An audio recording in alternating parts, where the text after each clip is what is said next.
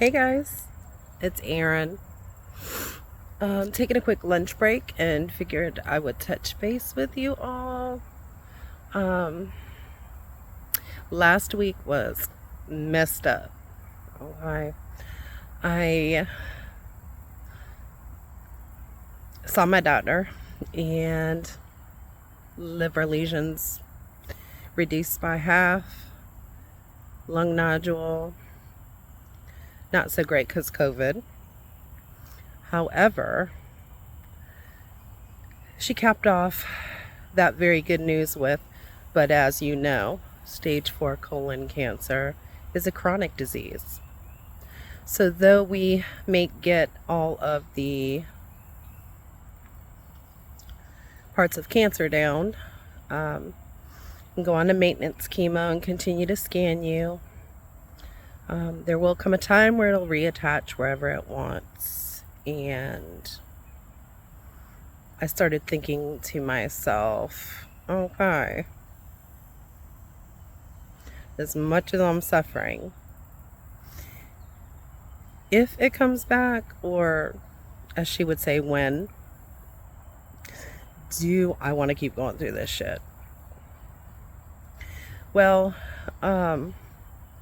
that's an easy no on chemo weeks. Real easy no. My kind of cancer comes with a ton of pain. It's like baby contractions, except they shoot through you like lightning. You don't know when they're coming. I could be sitting there talking to a referral source and boom. It feels like I'm delivering a 26-pound baby and it's coming any moment, but I'm not. My amazing chemo nurse said, well, maybe he snipped a nerve, and I'm starting to believe her when I was in surgery. Anyways, so I got into a negative thinking space last week, and then I went to a really, really dark place, which brought me to this video I wanted to make about, I'm sorry it's hot, taking my lunch break outside, trying to get that movement in, keep my my mind frame healthy. I can show you where I'm at. Really pretty. I'm back. Which brought me to thinking about heavenly placements on earth. Okay, this is not to start an comment war with people who don't believe in higher power or anything like that. I myself particularly used to be religious, but I'm more spiritual now after realizing a lot of things. Hang on just a second. I'm going to let you look at the river for a second. I find my peace in nature.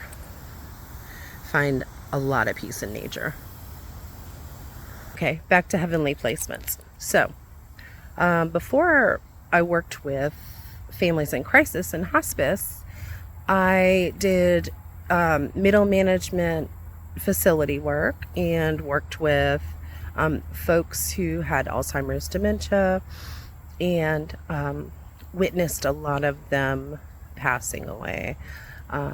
And with hospice families, have definitely had otherworldly experiences with energies, if you will. Now, just because you may not believe in those energies, or your mind cannot perceive the idea of those energies existing, doesn't mean they aren't here, because they are. They're very real. After facility management, I worked in morgues and operating rooms all over South Carolina, recovering organs and tissue post-mortem.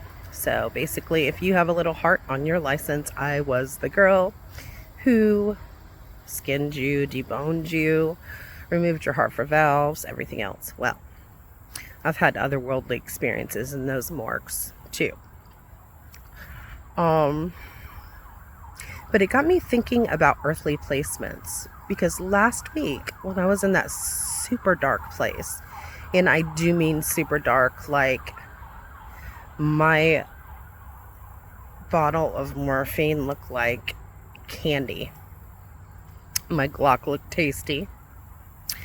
And I was like, screw it. I'm dying anyway. Not only going through that, but being left by someone who said they would be there during that dying process is extremely painful. And the rejection that comes with seeing them with somebody else makes you feel like, God, why am I not good enough? Why am I not good enough? And I am sweating, not crying, okay? But girls don't cry. It is hot. So let's talk about worldly placements. So the first one I have is really odd, and this may even change your way of looking at things. When I got into hospice, I worked in a really, really far from my city area. My commute one way was about 45 minutes, totally in a different part of the state. And I only had this area for a short time because this was my first round with cancer and I was having a lot of side effects. So during my brief period in this area of sales, my job was to visit doctors and nurses who would then allow me to build a relationship with them in order to choose our company as the company that serves their patients when the need for palliative and hospice care arrives. In this one practice, I met a nurse. I'm going to call her D. Okay. I met D maybe 4 times before the day I got my diagnosis. This last go round with cancer. Okay. And I came in and I was talking to her alone in the break room, and Dee just casually said, "How are you doing?" And I literally couldn't even help it. I burst into tears and I said, "I just found out stage 4 cancer." At that time they were not talking surgeries, so basically I was screwed.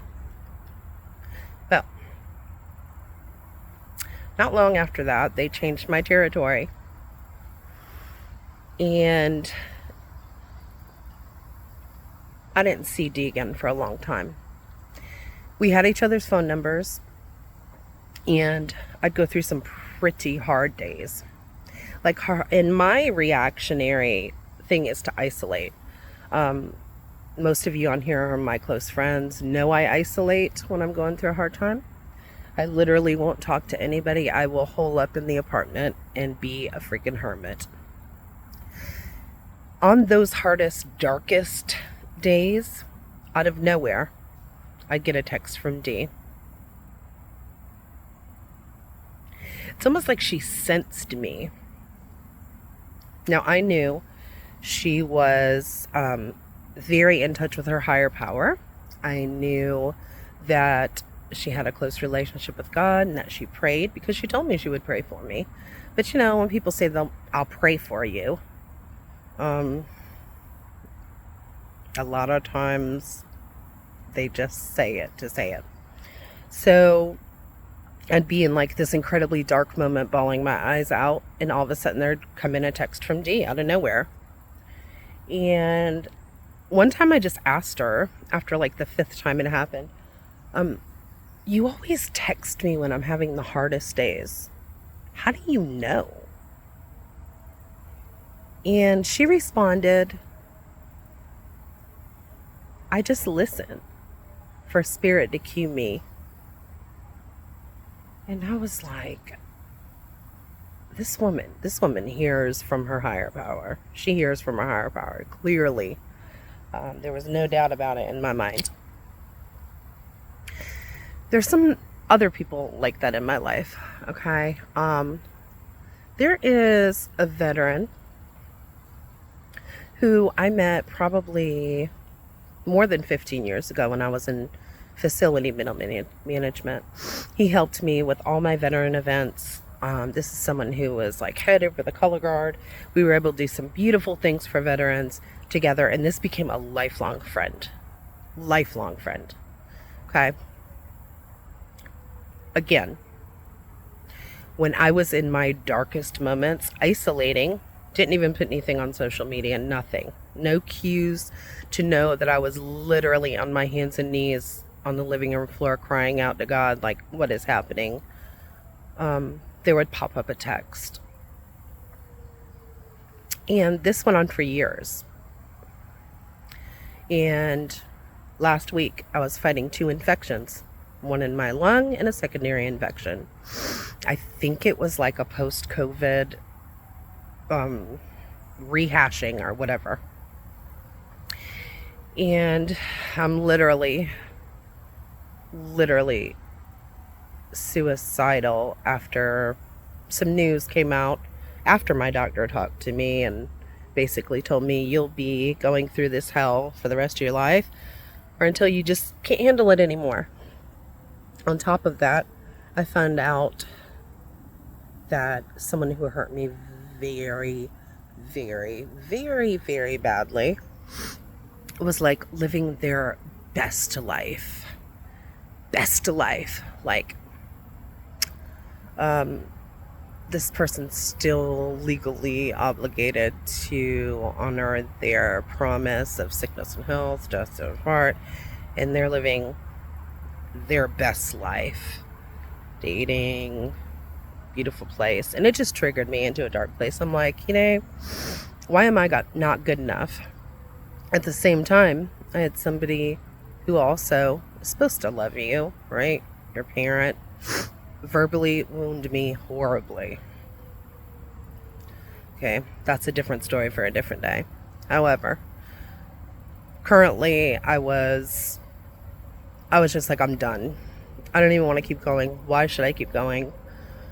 And out of the blue, text from D, followed by a text from that veteran in my life, followed by a text from my best friend. And this is what she said to me. She said, you and Maddie have been on my mind a bunch today.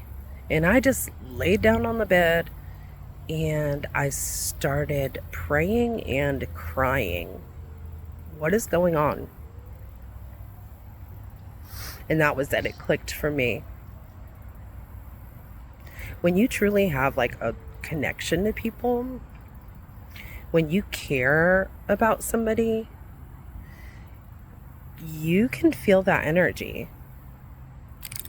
And those are earthly placements, what I consider earthly placements. They are put in your life and in your path so that when things are the darkest, sometimes you don't even have to tell them what's going on. I have another friend who is like a mom to me.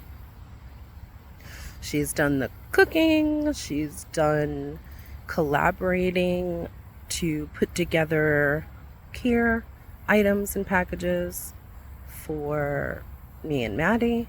She has literally gone above and beyond. Her too. She'll text when I'm feeling the worst. And I do not put any indication out there that I'm doing bad, right? Because who wants to be weak or negative on social media? We have to be very careful as to what we say. Otherwise, we're perceived as a whiner or whatever. Let me tell you, if anybody has a reason to whine, it's me, but I try not to. Because nobody wants to hear it. They just want to see vacay pictures and how great everything is and girls' night out and blah, blah, blah, blah, blah. But when it comes down to the nitty-gritty, nobody wants to hear your problems. So, whether you believe in it or not, as much as otherworldly energies exist, which I'd be happy to tell you some stories sometime, earthly placements are like that too. They're literally like angels. And I believe they can sense when you need them. So to my earthly placements, I'd like to say thanks. You have literally drawn me out of hell. And that's what it feels like when there's no hope. You know there's no hope. You're not getting out of this thing without continuous suffering. And then rejection creeps in. And you need somebody, that you're fiercely independent, so you don't know how to ask for help.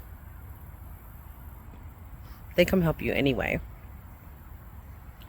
So, to my earthly placements, thank you.